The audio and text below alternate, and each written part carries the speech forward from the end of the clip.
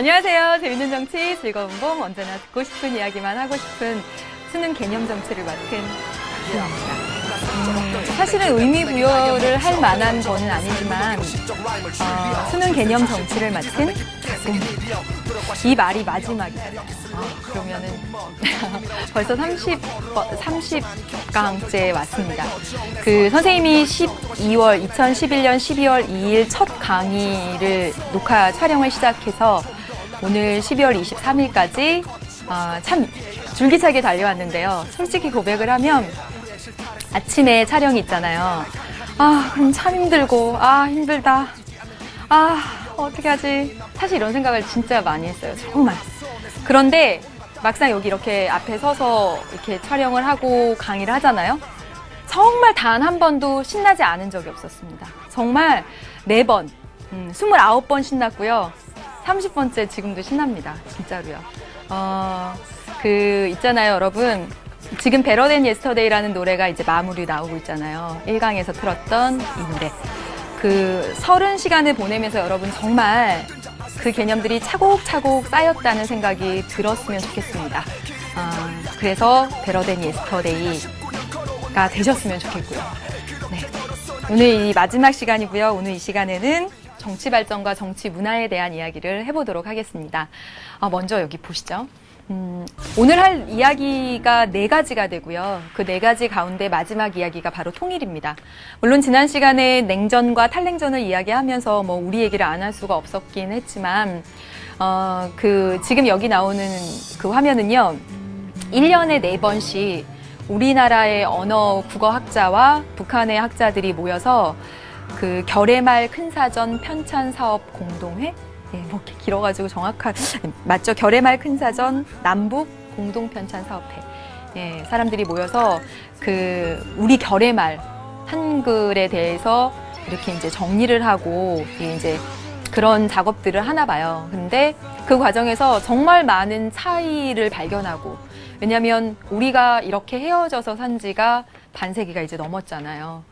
정말 한민족이라는 게 무색하게끔 이제 통일이라는 것도 까마득히 잊어버리고 있기도 하고, 오늘 우리가 이야기할 중요한 주제가 정치 발전이 되는데, 진짜 진정한 정치 발전을 이루고 대한민국의 발전, 그리고 우리가 정말 잘 살기 위해서는 그 통일이 가장 큰 과제가 아닐까, 이런 생각들을 하게 됩니다. 오늘 이 시간에 그래서 그런 얘기들, 정치 발전, 정치 문화, 통일, 이런 이야기들을 해보도록 하겠습니다. 가시죠.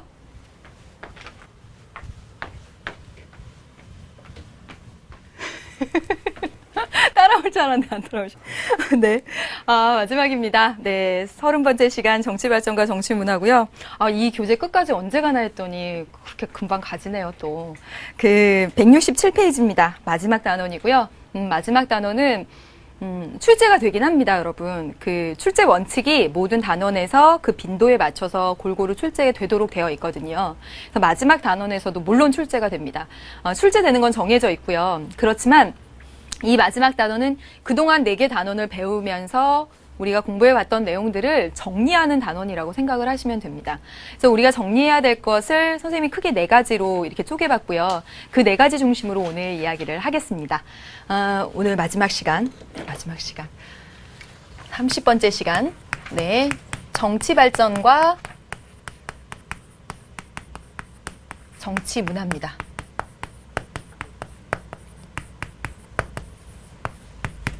그 5단원이요. 5단원이 바로 5단원의 제목이 뭐냐면 여러분 정치 발전의 과제거든요.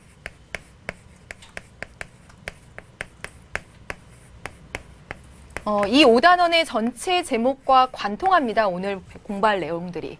그럼 첫 번째 보세요. 정치 발전의 과제라고 했으니까 정치 발전이 뭔지 그 의미는 알아야 될 거 아니에요. 그래서 정치 발전의 의미 그리고 이론입니다. 정치 발전의 이론을 2가지 이야기할 건데요. 사실은 이 이론은 거의 출제되지 않고 있습니다. 거의. 그런데 안 가르쳐 주기도 사실은 좀 그래요. 그래서 아무튼 2개의 정치 발전 이론을 말씀을 드릴게요. 그 다음에 여기 정치 발전의 과제잖아요. 이 정치 발전을 이루기 위해서는 여러분 우리가 당면하고 있는 그런 문제들, 현대사회의 문제들을 잘 해결해 나가야 돼요. 그렇다면 우리가 지금 가지고 있는 두 번째, 현대사회의 문제는 무엇일까? 사회의 문제는 무엇일까? 교과서마다, 선생님 모든 교과서 다 봤거든요, 정말. 교과서마다 여러 가지, 6가지로, 어떤 교과서는 4가지, 5가지 이렇게 돼 있지만, 그 가운데 출제도 많이 되고, 정말 중요하다고 생각하는 문제들은 3가지 정도로 정리를 할 수가 있을 것 같아요. 그래서 이 현대사회의 문제 3가지를 이야기하겠습니다. 또 이제 3번째 볼 것이 뭐냐면, 보세요. 정치 발전과 정치 문화잖아요. 예, 정치 문화잖아요. 그래서 정치 문화를 살펴볼게요. 여러분, 이 정치 문화를 3가지 살펴볼 건데요. 3가지 종류의 정치 문화를 살펴볼 텐데, 이 3가지 중에 참여형의 정치 문화가 형성되었을 때 정치 발전을 기대할 수가 있고요. 그래서 5단원 전체에 정치 발전의 과제다라고 이야기를 할 수 있어요. 현대사회의 문제점 해결하는 것과도 연결이 되고요. 예, 참여라는 측면에서. 그리고 마지막, 우리나라의 아주 가장 큰 과제죠. 우리나라 정치 발전의 가장 큰 과제가 되겠죠. 그게 바로 통일입니다. 통일 이야기. 이번에 출제가 됐죠. 자, 보세요. 오늘 배울 내용 크게 4가지입니다. 정치 발전은 뭐고, 그 이론들. 그리고 정치 발전을 이루기 위해서 현대사회에서 해결해야 될 문제점과, 그리고 정치 발전을 이루기 위해서 우리가 해결해야 될 과제 통일. 그리고 플러스 정치 문화다. 이렇게 정리를 하시면 되겠습니다. 다시 정치 발전과 정치 문화에 대해서 배우는데, 정치 발전 자체, 정치 문화 자체에 대해서 하나씩 배우고, 정치 발전을 이루기 위해서 해결해야 될 과제, 그리고 우리나라의 통일이라는 과제. 이렇게 정리되셨죠? 내가 공부할 것이 무엇인지 정리하고 마지막까지 가야 돼요. 네, 여기입니다. 그러면 이제 첫 번째, 정치 발전의 의미부터 먼저 이야기를 해볼게요. 그 숫자가 많이 틀릴 수가 있어요. 여기 선생님이 사실은 이게 5단원 전체이기 때문에 교재에는 풍성하게 5단원 전체를 실어놨지만 가장 핵심적인 거 위주로 끄집어내서 이야기를 하거든요. 그래서 이제 첫 번째 의미고요. 정치 발전의 의미고요. 여러분 그 박스 안을 보시면 됩니다. 전의 의미. 거기 선생님이 이렇게 박스 안 이렇게 해가지고 그림 그려놨죠. 네, 박스 안에 있는 그림을 이야기해 볼게요. 자, 보세요.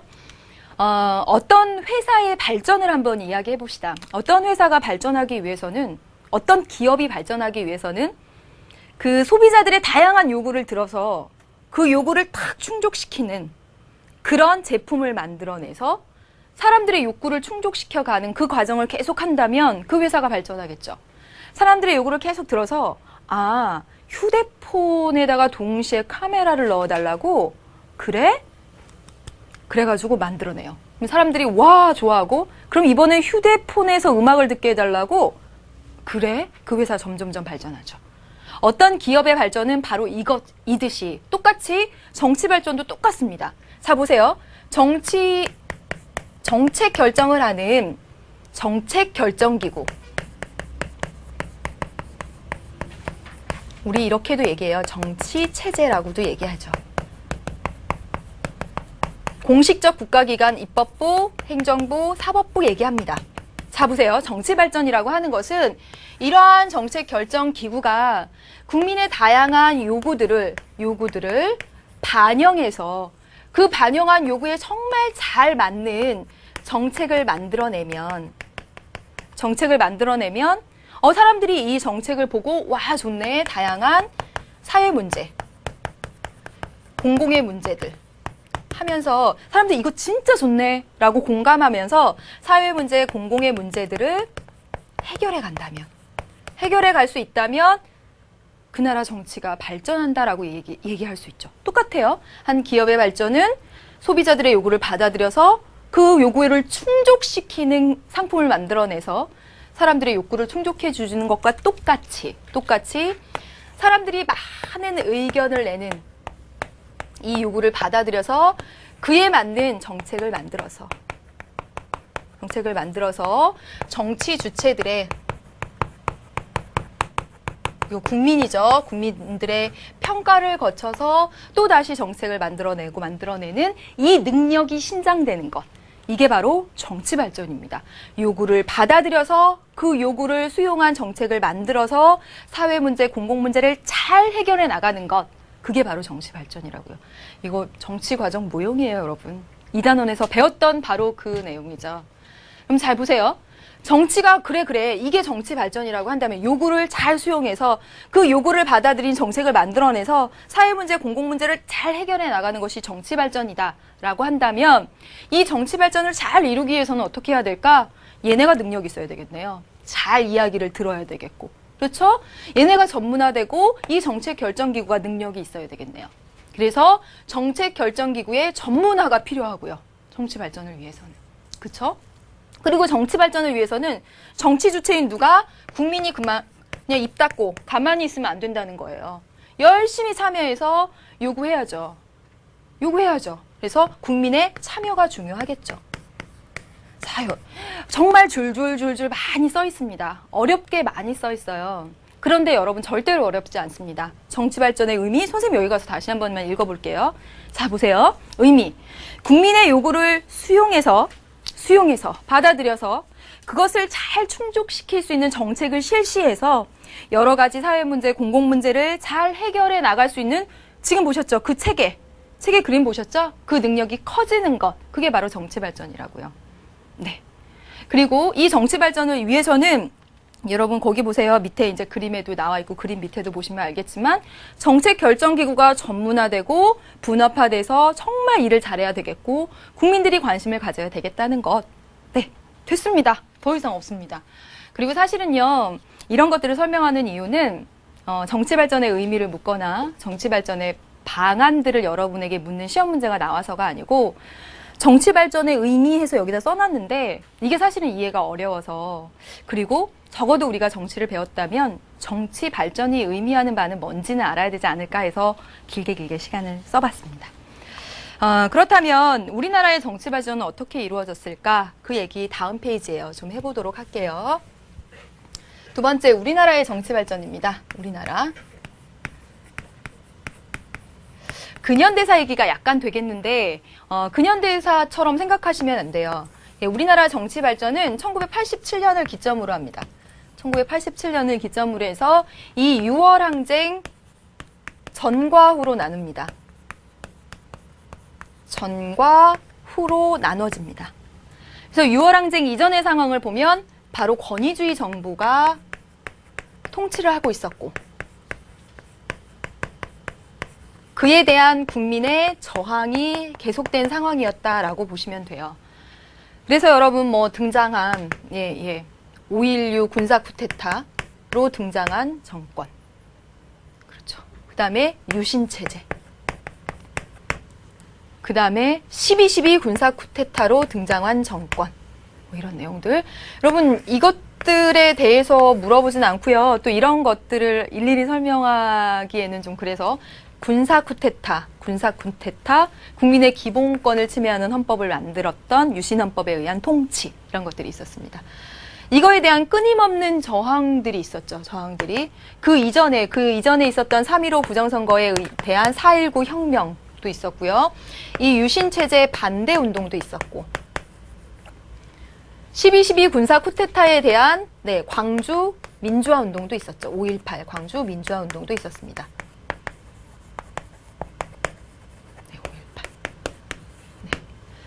6월 항쟁 이전의 상황을 보면 권위주의 정부와 그에 대한 저항이 축을 이루는 상황이었다.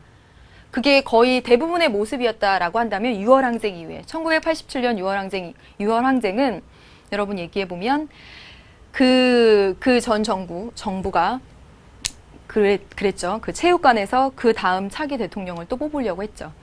전 국민들이 들고 일어나서 대통령을 우리 손으로 뽑게 해달라고 했습니다. 그게 바로 6월 항쟁이었죠.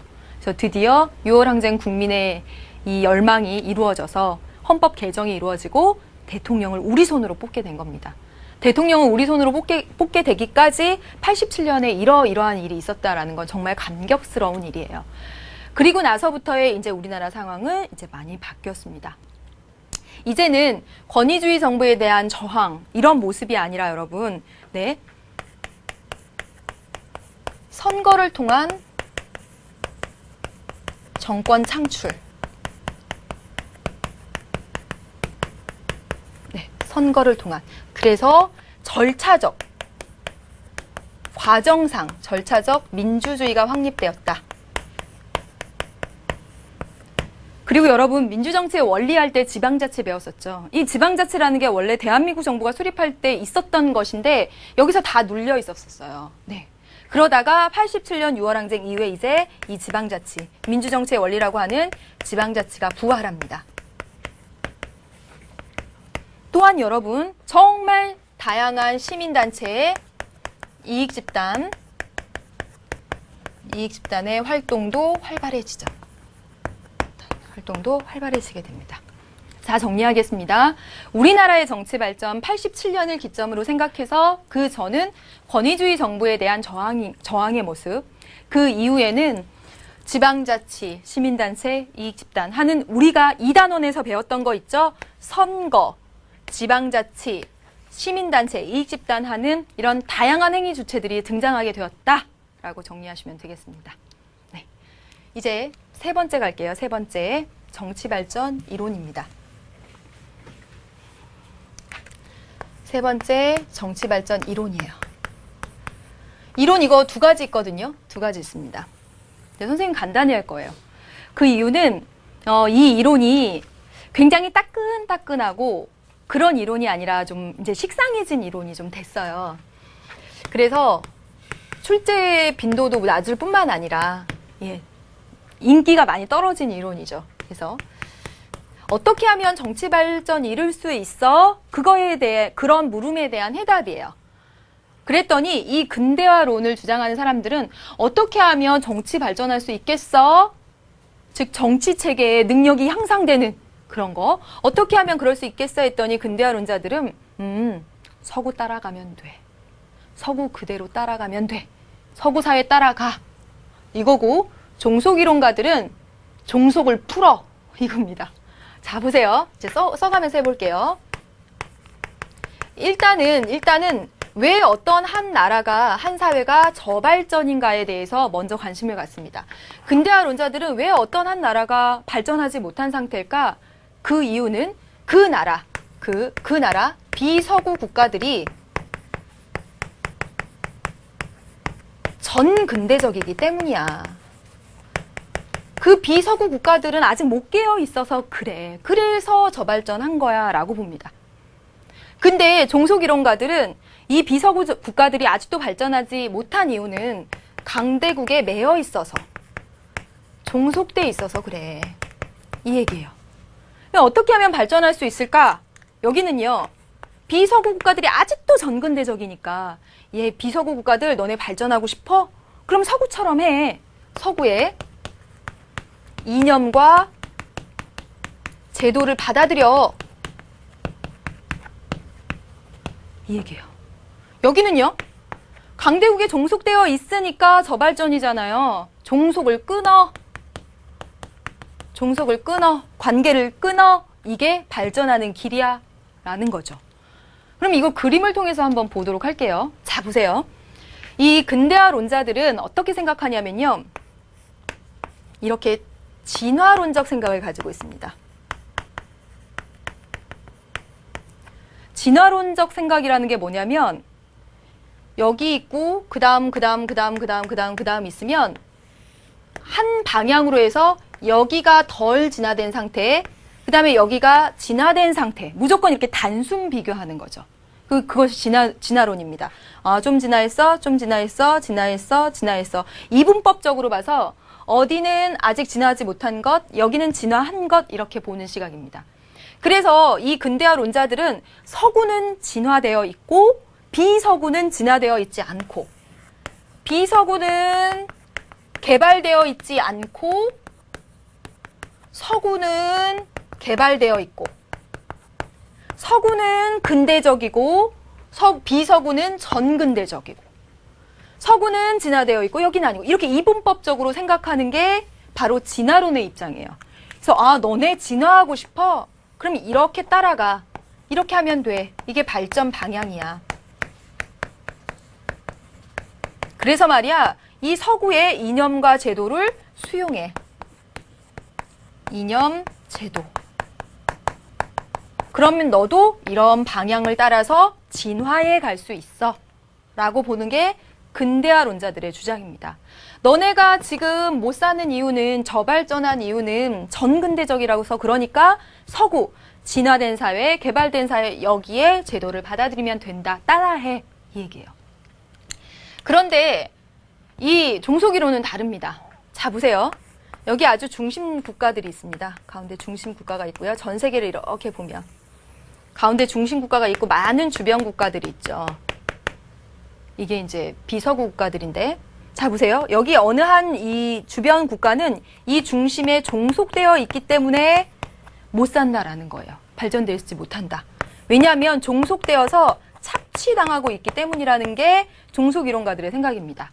실제로 가보면 어떠냐면, 선진국과 관계를 맺으면 실제로는 선진국은 여기 와서 자원을 약탈해가고 아주 저렴한 가격에, 그리고 여기서 상품을 만들어갖고 비싸게 여기서 되돌려 파는, 상품의 자원을 빼앗아가고 상품을 소비하는 소비 시장으로, 그렇게 사실은 이용해 먹고 있다는 거죠. 그래서 관계를 맺고 관계를 맺을수록 착취만 심해져. 따라서 발전하기 위해서는 끊어. 이게 바로 종속이론가들의 생각입니다. 반대죠, 그렇죠? 자, 그럼 이제 이 각각의 이론들, 극단적인 각각의 이론들의 이제 장점과 단점을 이야기해 보면, 이 근대화론은 이 아시아의 발전을, 정치 발전을 잘 설명할 수가 있습니다. 설명하기에 되게 좋아요. 실제로 아시아의 네 마리 용이라고 부리는 우리나라도 서구의 이런 이념과 제도를 수용해 갔죠. 그래서 실제로 이제 발전을 이렇게 해갔고요. 그래서 아시아의 이 발전을 설명하기에 아주 좋은 이론입니다. 그런데 자 보세요. 지금 진화론적 시각이라고 말씀을 드렸죠. 서구는 진화된 것이고 비서구는 진화되지 못한 미개한 곳이다라고 생각하는 것. 여기서 봤을 때 이 근대화론은 굉장히 서구 중심적 사상임을 알 수가 있습니다. 그렇죠? 이제 여기 볼게요. 종속이론. 종속이론은 좋은 점은 뭐냐면, 라틴 아메리카에 있는 그런 나라들의 저발전을 설명하기에 좋습니다. 하기에 좋아요. 실제로 라틴 아메리카에 있는 나라들이 서구를 따라하려고 해봤어요. 해봤더니 결과적으로는 종속되기만 했고, 그래서 결과적으로는 정치 발전을 이루지 못했죠. 그래서 라틴 아메리카의 저발전을 설명하기엔 좋지만, 이 단점은 뭐냐면, 실제로 서구의 이념과 제도들이 그 민주주의라는 가치에 맞게 짜여져 있죠. 그래서 사실은 굉장히 가치가 있습니다. 그래서 서구의 이념이나 제도를 너무 안 좋은 것으로만 생각해요. 즉, 우수한 면도 있거든요. 우수성. 이것들을 간과한 측면도 있죠. 네, 여기까지입니다. 시간을 들여서 설명을 하긴 했지만 간단히 보시면 됩니다. 근대화론은 저발전의 원인은 그 나라들이 근대화되지 못해서, 전근대적이라서 서구 따라와 하면 된다고요. 종속이론은 그 나라들이 저발전한 이유는 강대국에 종속돼서 여러 가지 면에서 착취당하고 있기 때문에 종속을 끊어 하는 이론이라고요. 여기까지입니다. 여기까지 해서 정치 문화를 살펴봤습니다. 이제 두 번째 현대사회의 과제를 보도록 할게요. 과제. 여러분 교재를 넘기셔서, 여러분 지금 이 근대화론하고 종속이론은 168페이지 하단에 정리하시면 되죠? 거기 위에도 있네요. 그림을 아래 그려가면서 하시면 됩니다. 이제 다음 넘겨볼게요. 169페이지에 현대민주사회 과제 이렇게 나와 있잖아요. 이렇게 길게 쭉 정리가 되어 있는데 선생님 간단하게 보도록 하겠습니다. 과제를 선생님은 세 가지로 보려고 합니다. 그리고 자주 나오는 용어들이에요. 현대 민주사회가 정치 발전을 이루기 위해서는 첫째, 사회 통합을 이루어야 합니다. 사회 통합을 이루어야 합니다. 이게 정치 발전을 위한 첫 번째 과제예요. 당연하죠. 한 기업이 발전하기 위해서는 그 기업이 단결이 잘 돼야죠. 한 집안이, 가족이 잘 나가기 위해서는 그 가족이 똘똘 뭉쳐야 되잖아요. 한 국가가 정치 발전을 이루기 위해서는 사회가 하나로 통합돼야 돼요. 그런데 자 보세요. 우리나라는 지금 현재 어떤 상황이냐면, 과거 보세요. 1987년 이전에 권위주의 정부였잖아요. 권위주의 정부에 그때는 무서워서 눌려 있었습니다. 눌려 있다가 이제는 그런 불만을 마음 놓고 얘기할 수 있게 됐어요. 그래서 권위주의 정부 하에 눌려 있던 그런 불만들이 이제 바깥으로 표출하기 시작됐고요. 이제 막 얘기할 수 있게 됐고요. 그리고 또 하나, 이제 다원주의 사회입니다. 다원주의 사회라서 시민단체, 이익집단 등의 활동들, 여론의 형성들 이런 것도 굉장히 자유로워졌습니다. 이러면서 사회 갈등이 분출하고 있어요. 네, 뭐 노사 갈등, 남녀 갈등도 있고요. 저는 정말 심각한 건 노년층과 그리고 젊은이들 간의 갈등도 있다고 생각해요. 우리도 언젠가는 반드시 가야 할 그런 자리잖아요. 위치? 가야 할 길이잖아요. 우리가 나이 들어간다는 건. 그걸 생각하면 그냥 이 갈등들에 있어서 젊은 사람들이 그래도 많이 졌으면 좋겠다는 생각이 들어요. 져줬으면은 또 아닌 것 같고요. 많이 졌으면 좋겠다는 생각이 들어요. 네. 또 농촌과 도시 간의 갈등, 부자와 가난한 사람 간의 갈등, 정말 많은 갈등들이 있습니다. 이 갈등들을 하나로 묶어서 잘 해결해 나가서 사회를 하나로 만들어가는 것, 통합하는 것, 현대 민주사회의 아주 중요한 과제입니다. 두 번째, 복지와 인권의 조화입니다.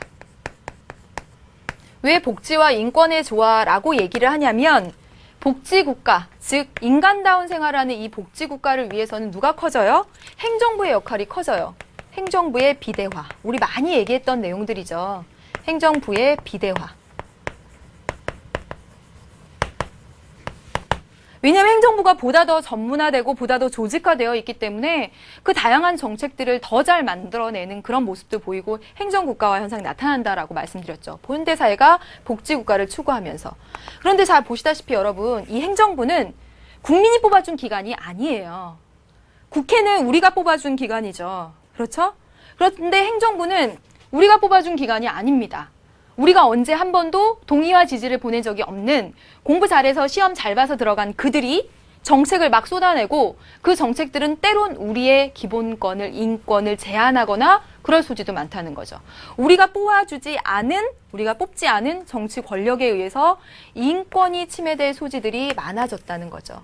그래서 복지는 추구하되 어떻게 인권과 조화를 이루는가라는 것이 아주 중요한 과제가 됐다라는 겁니다. 이제 세 번째는 뭐냐면 참여입니다. 사실은 여기서요, 지금 이 사회통합 말고 복지, 그리고 행정부 비대화에 따른 인권 침해의 문제, 또는 이런 참여의 문제들은 앞에서 무수히 많이 얘기를 한 부분들입니다. 참여가 정말 중요한 이유는 참여하셔야 됩니다. 참여가 진짜 중요한 이유는 선생님이 이 참여 부분 할 때도 얘기했었어요. 우리가 정치를 배우는 이유라고. 참여가. 대의자할 수밖에 없는 상황이죠. 국회의원들 또는 선거를 통해서 대표를 뽑아서 그들에게 대신 맡길 수밖에 없는 상황입니다. 그런데 그 대의제는 필연적으로 한계가 있죠. 우리의 국민의 의사를 정말 잘 반영하지도 못하고요. 그리고 공익을 생각하는지 아닌지 의심이 들게 하는 그런 경우도 많아요. 그래서 이 대의제의 한계를 보완하기 위해서는 우리가 잘 봐야 돼요. 이렇게 잘 보고 감시해야 돼요. 권력 남용은 없는지 이 권력 남용에 대해서 견제하고 감시해야 돼요. 그래서 현대 민주사회 과제에 여러 가지가 있어요. 막 세계 시민의식을 가져라, 뭐 등등등 되게 많습니다. 그런데 시험에 잘 나오고 또한 중요한 것들은 사회 통합, 복지와 인권의 조화, 그리고 참여 이렇게 정리를 할 수가 있겠습니다. 두 번째, 현대 민주사회 과제까지 봤어요. 고백을 하면 실제로 현대 민주사회 과제가 출제가 가장 많습니다. 별 내용 없는데. 현대 민주사회 과제는 사실은 그 정치 1, 2, 3, 4, 5단원 모두 합친 거라고 봐도 됩니다. 이제 세 번째입니다. 세 번째, 정치 문화예요. 여러분 정치문화 그 다음 페이지로 그 다음 페이지로 이렇게 넘기죠. 그 다음 페이지에 시민사회 그림 나오고 그런 것들은 여러분 한번 읽어보세요. 시민사회 관련해서 한번 출제된 적이 있어서 선생님이 그림을 그려놓은 것이고요. 수특이나 또는 심화강에 가서 또 다시 한번 얘기를 드리도록 하겠습니다. 이제 정치문화 이야기를 할게요. 정치문화 이야기를 하기 위해서는 이 그림을 또 한 번 그려야 돼요. 그래서 여러분이 이 그림을 그냥 외우셨으면 좋겠어요. 정치 체제. 열심히 요구와 지지를 보낸다. 투입. 그리고 정책이 나온다. 산출. 그거에 대해서 정치 주체인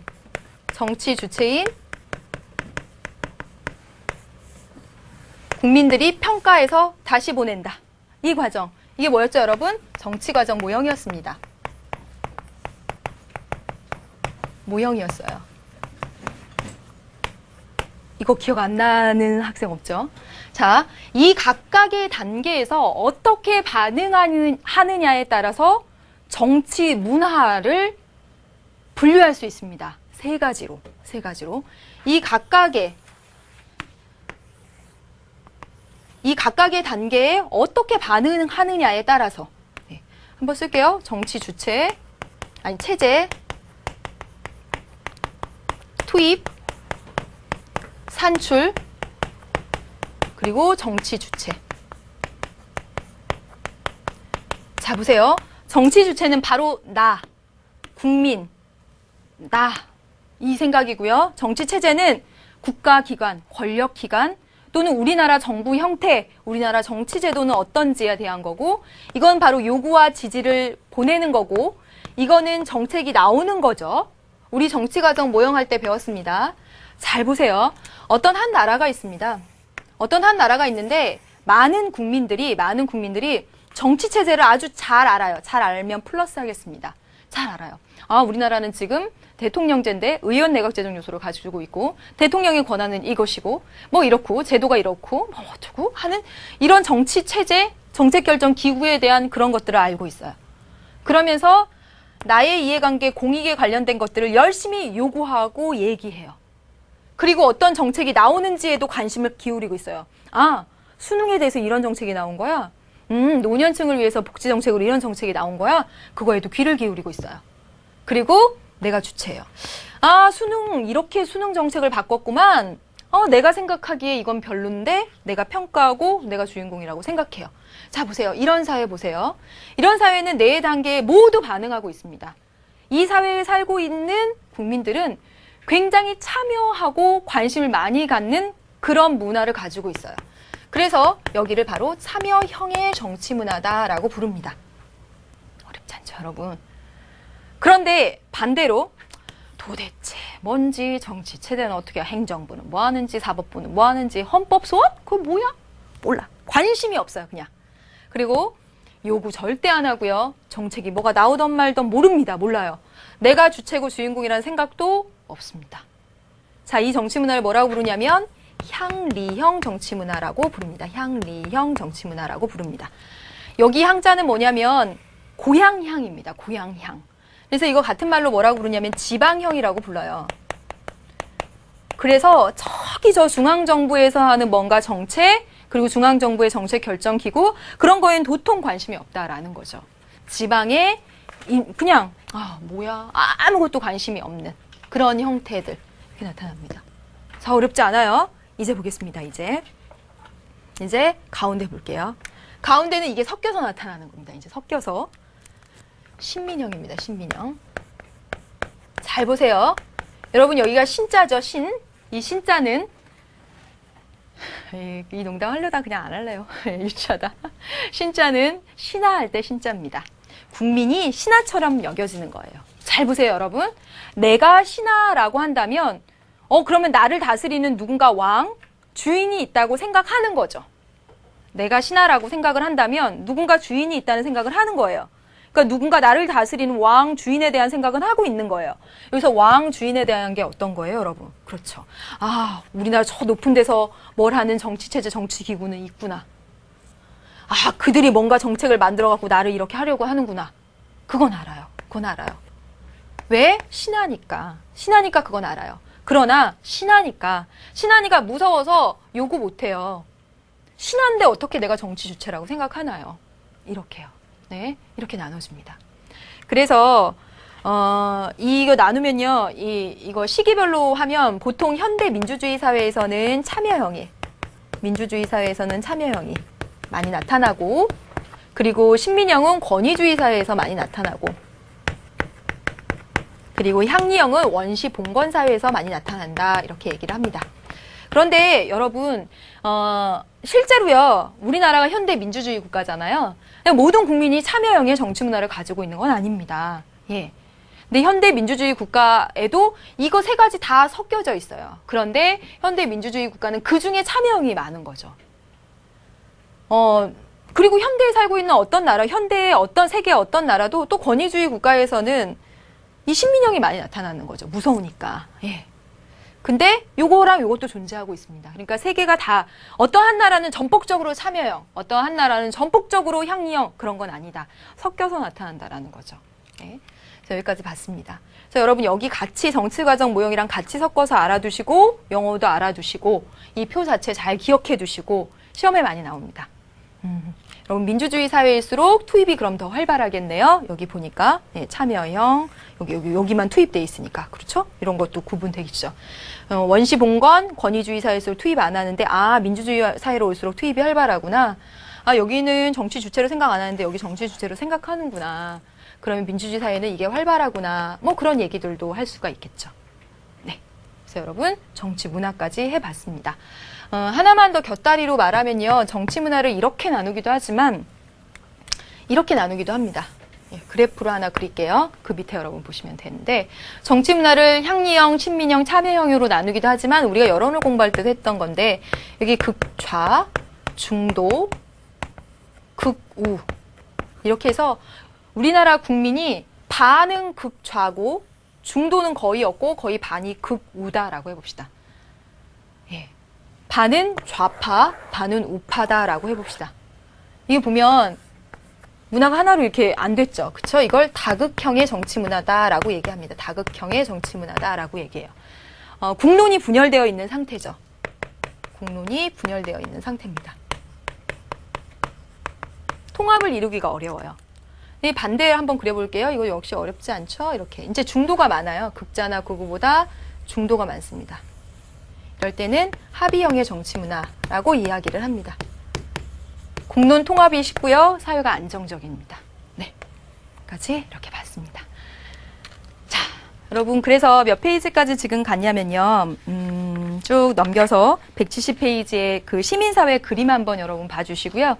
혹시 이해 안 되거나 지금 잠깐 말씀드리면 170페이지 하단에 딱 보시면 개발도상국은 국가가 크고 시민사회가 작아요. 그런데 선진국으로 올수록 국가는 좀 작아지고 시민사회 영역이 커지죠. 시민사회라고 하는 것은 정말 공익을 위해서 자발적으로 모인 시민 그런 집단들을 얘기합니다. 그건 뭐 당연한 그림이니까 뒤로 이제 넘겨서 딱 보면 지금 정치문화 이야기를 했습니다. 그래서 171페이지에 가운데 향리형, 신민형, 참여형 하는 그런 정치문화 얘기했고요.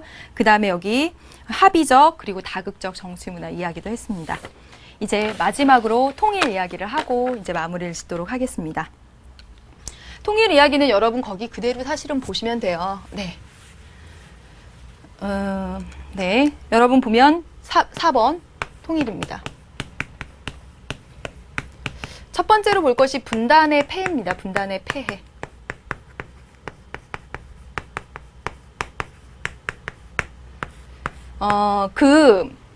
이 분단을 이용하려는 통치자가 많았죠. 역사상 보면.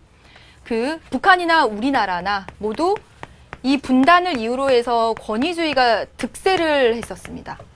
자, 보세요. 왜 그러냐면, 저쪽에 북한이 있잖아.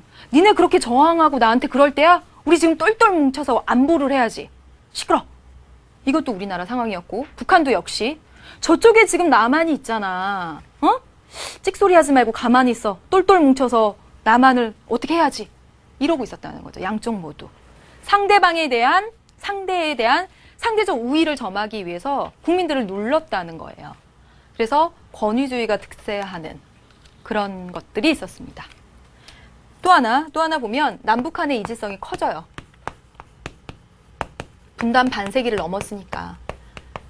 대화하면 잘 통할까요? 그건 참 많이 걱정이 됩니다. 가치관, 정치제도, 경제제도, 사회제도 다 달라요. 다 다릅니다. 가치관도 다르고 의식도 달라요. 아주 단편적으로 볼 수 있는 게 언어입니다. 언어. 선생님이 이거 찾아온 게 있는데, 예? 자요. 여러분 아는지 보세요. 웃방사리로. 이건 좀 알 것 같기도 해요. 입안 먹기도 힘들지만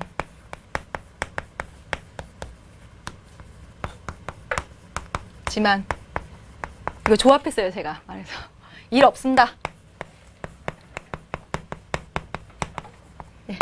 이거 해석해 보세요. 웃방사리로 입안 먹기도 힘들지만 일 없습니다. 이거 해석해 보세요. 예. 웃방사리는 감이 오시죠? 그렇죠? 새빵사리로 전세살이로 이밥. 이밥이라는 건 좀 되게 이질적이에요. 쌀밥이래요. 쌀밥. 새빵살이하고 어려워서 쌀밥 먹기도 힘들지만 일 없습니다. 일 없습니다는 되게 많이 들어본 것 같아요. 일 없습니다. 일 없습니다. 이거는 괜찮다라는 말입니다. 근데 우리 입장에서는 북한 주민이 와서 일 없습니다. 이러면 되게 서운할 것 같아요. 됐어. 치워요. 이 소리 같거든요. 근데 괜찮습니다. 이런 표현이래요. 정말 사실 이 언어 문제는 정말 단편적인 문제라고 생각합니다. 진짜 가치관의 문제, 제도의 문제, 너무 다르죠. 너무너무. 예, 그런 문제들. 또 이제 마지막으로 하나 더 살펴볼 것이 뭐냐면 바로 분단 비용과 통일 비용의 문제입니다. 분단 비용과 통일 비용의 문제입니다. 이 분단 비용은 뭐냐면 분단되어 있기 때문에 치러야 되는 소모적인 비용입니다. 분단으로 인해 발생하는 소모적 비용이에요. 어쩔 수 없이 써야 되는. 그래서 대표적으로 눈에 보이는 이 분단 비용이 뭐가 있냐면 바로 군사비죠. 엄청난 돈을 쓰고 있잖아요. 북한도 그렇고 우리나라도 그렇고. 선생님이 가라 만든 정치에서 이야기한 적 있습니다. 우리나라 엄청난 군사대국입니다. 북한하고 합치면 그 규모가 더 엄청나고요. 다른 데 투자할 수 있는 돈이 여기로 들어갑니다. 분단되어 있기 때문에 어쩔 수 없이 여기 들어가야 돼요. 이건 눈에 보이는 비용이에요. 근데 눈에 보이지 않는 비용도 있습니다. 무형의 비용. 예를 들면 이산가족의 아픔 같은 거.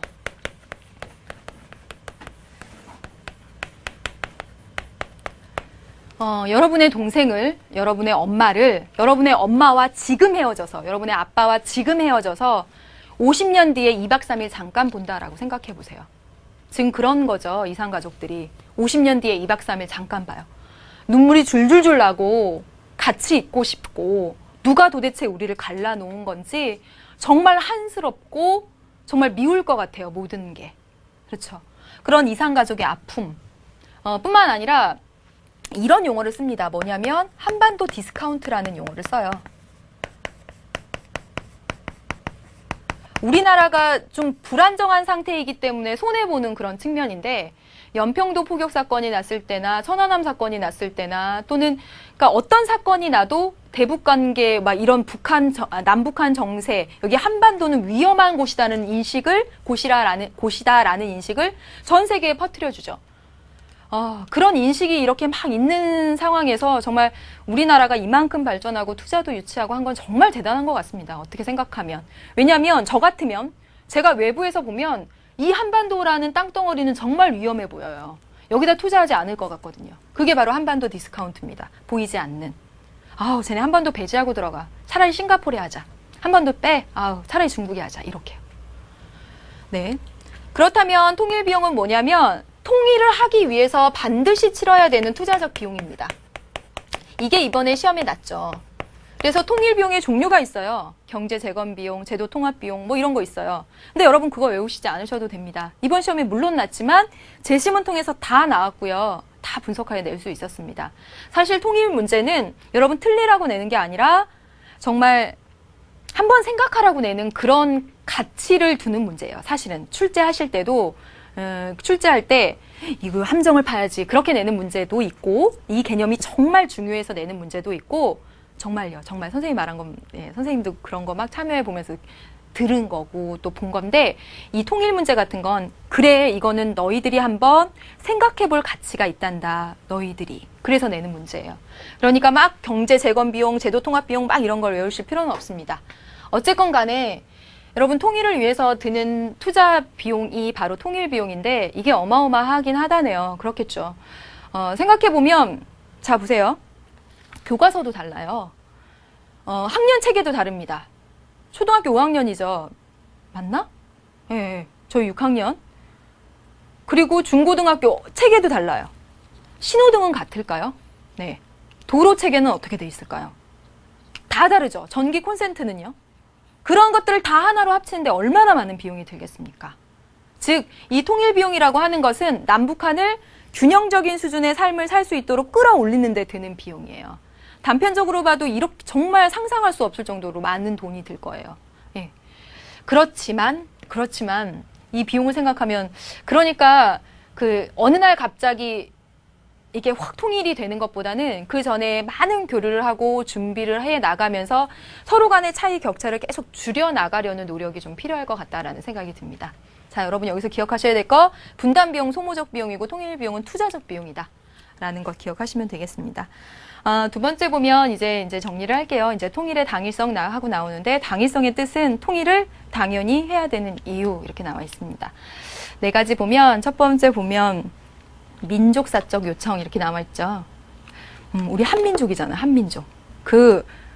일본은 다른 민족이라는 생각이 확 드는데 북한 주민 얘기 듣고 그러면 어쩐지 우리 식구 같다라는 생각은 들죠, 여러분도. 저는 들던데. 한 민족이잖아요.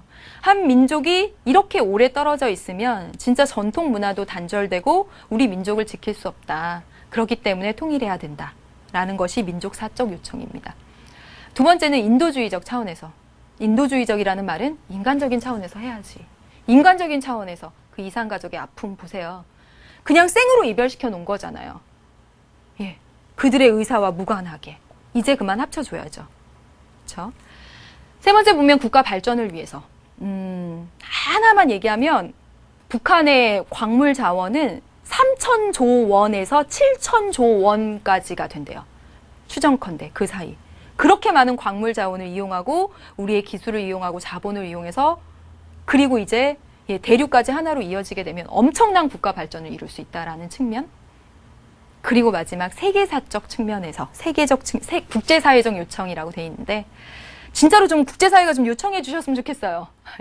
미국, 일본, 중국, 정말 러시아 우리의 통일을 바라고 계신지 모르겠는데 아무튼 정말 바래 주셨으면 좋겠어요. 왜냐하면 전 세계에 진짜 이렇게 남북이 분단된 그 우리나라만 냉전 상태에 있으니까 이런 이유로 통일은 당연히 해야 되지 않을까라는 생각을 합니다.